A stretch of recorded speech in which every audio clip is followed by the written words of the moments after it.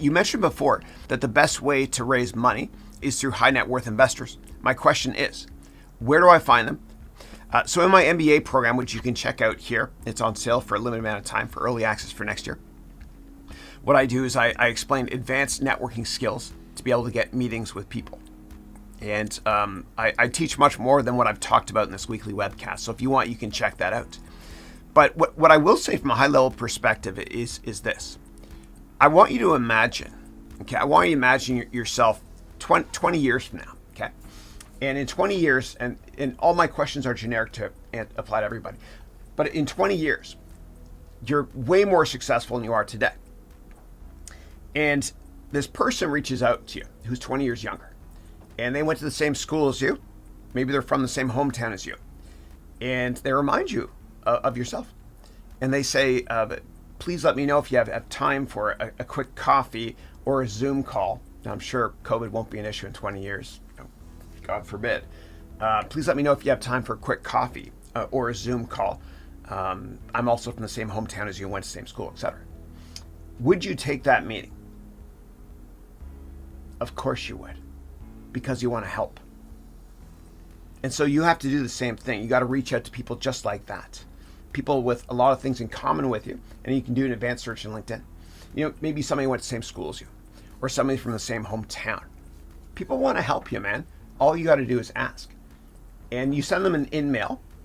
And the reason I say in-mail and not email is because most emails people don't open anymore. But every in-mail that you've received, I've received, we've opened and read. So you do an advanced search in LinkedIn, and you send them an in-mail. And you say, I'll make this up.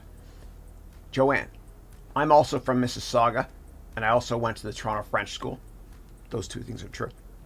Please let me know if you have time for a quick Zoom call or a meeting. Thanks. That's it. And yeah, not everyone's going to answer you, but I promise you, you will get a lot of responses, and people will help you, because you only have to be right in business one time. It's like dating. You got to ask over and over again, or at least for me, I'd ask 8 billion times to get a date. You got to be relentless.